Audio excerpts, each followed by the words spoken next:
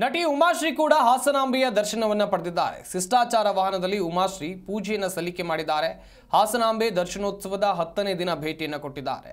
ಹಾಸನಾಂಬೆ ಗರ್ಭಗುಡಿಯಲ್ಲಿ ವಿಶೇಷ ಪೂಜೆಯನ್ನು ಸಲ್ಲಿಕೆ ಮಾಡಿದ್ರು ಗಮನಿಸ್ತಾ ಇರಬಹುದು. ಉಮಾಶ್ರೀ ಅವರು ಕೂಡ ಹಾಸನಾಂಬೆಯ ದರ್ಶನವನ್ನು ಪಡೆದಿದ್ದಾರೆ.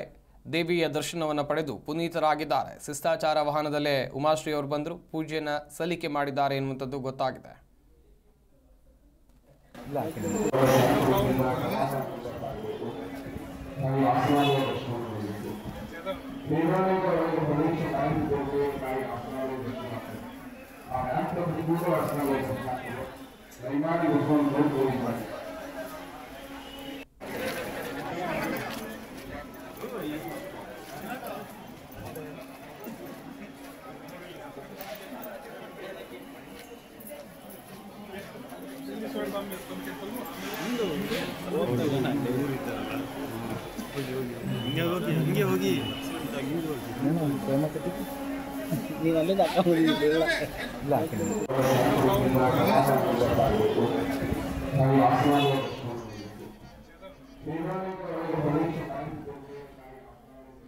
ಸಂಸದರಾಗಿರುವಂತಹ ಡಾಕ್ಟರ್ CN ಮಂಜುನಾಥ್ ಅವರ ಪತ್ನಿ ಅನುಸೂಯ ಅವರು ಕೂಡ ಹಾಸನಾಂಬೆಯ ದರ್ಶನವನ್ನು ಪಡೆದಿದ್ದಾರೆ. ನೋಡ್ತಾ ಇರಬಹುದು ನೀವು ಕೂಡ ದೃಶ್ಯಾವಳಿಗಳಲ್ಲಿ.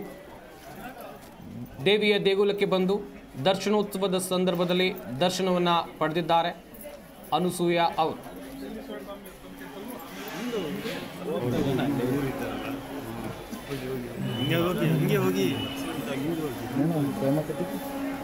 ನೀನು